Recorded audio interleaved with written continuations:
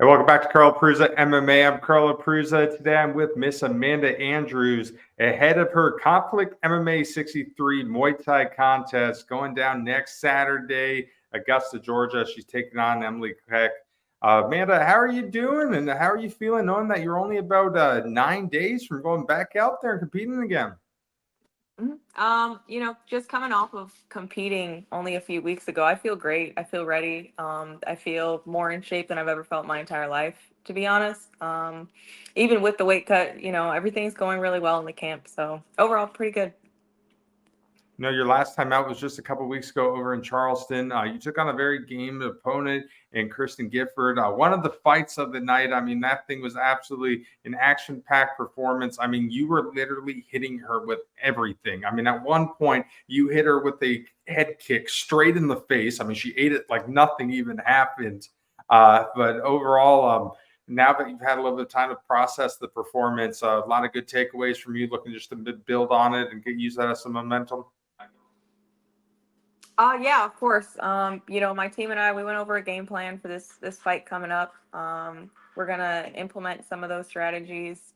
Um, like I said, just coming off of competing a few weeks ago, I feel like I didn't miss a beat as far as my cardio goes. Like I still feel very much in shape. Probably even more so now that a few more weeks of my camp has passed. So, I feel good coming off of that. You know, one of the keys to success for you in that fight is you did a really good job at pushing the pace. I mean, you kept coming at her, you kept coming at her. Is that a big thing you try to bring into all of your fights?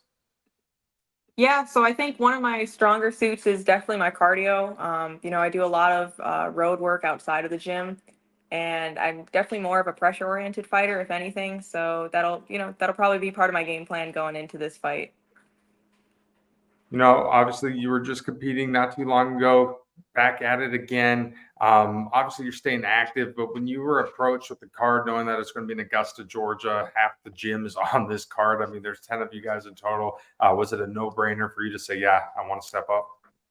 Yeah, of course. The whole plan was to fight in Augusta to begin with, and then me getting that opportunity to fight in Charleston was just kind of like a lucky thing that I ran into. So yeah, it was a no-brainer that I was gonna fight in Augusta for sure. I was just fortunate enough to get two fights back to back.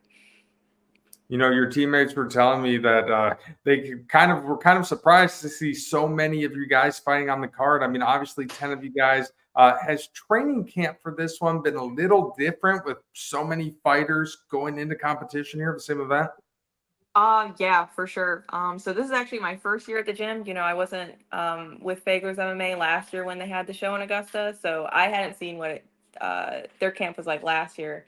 But I can tell you for sure, the environment in the gym is way different. It's it's one thing to have one or two fighters competing. Everybody helps out. We all pour into one another. But having like half the gym competing, it's definitely a different environment altogether. It's even more supportive, if you can imagine that. So yeah. I mean, what I think is really cool, there's a lot of big moments on this card. Your coach, Jason, I mean, he gets to headline this thing. I mean, it's been a couple years since he's been in action. I'm not sure if you've ever seen him before, but you think it's pretty cool to see your coach being able to, headline the hometown show?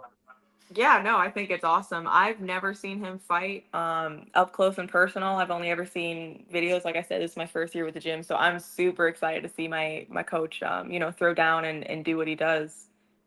You Yeah. know, what I love about your gym is it's a very family-centric environment. I mean, you guys are really all brothers and sisters. Really what mixed martial arts is about, in my opinion. What drew you to the gym? Honestly, it was the Augusta show last year. I you could just witness it. I was an audience member. You could just witness it, seeing from the crowd. Just the family dynamic. Everybody was. All of the fighters that were fighting on the card, they still walked out with one another. Malcolm, I think he was headlining that show. He still walked out with everybody, which kind of speaks volumes to the kind of environment that we have over at Fagler. So, that was a big like turning moment for me. Um, just seeing that environment, I was like, I had already wanted to transition into MMA, but that solidified my decision to go to this gym in particular. No, you just mentioned him, Malcolm Wellmaker. Obviously, guys, got a huge opportunity coming up, fighting the Contender Series. Really, his opportunity to get in the UFC and really start attacking his dream here. With a win for him, what do you think that's going to do for the gym as a whole? Yeah, no, a win for him, like he's going to do, is going to be huge for the gym. I think in at least in the last few weeks, our gym has grown tremendously. I feel like we barely have any room on the mats as it is.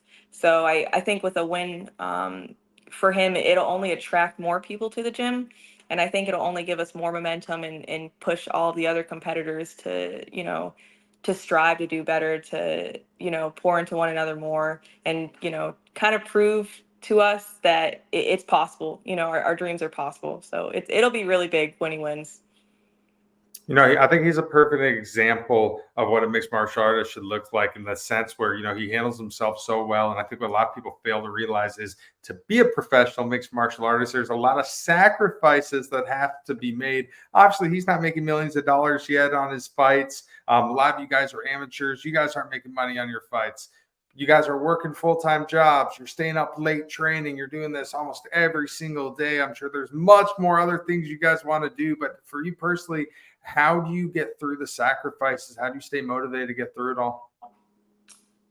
Honestly, simple answer is it's my family that I have at Fagler's. All of us are sacrificing something to be there. And, we train every single day. We don't take any days off whatsoever. So I literally see them every day.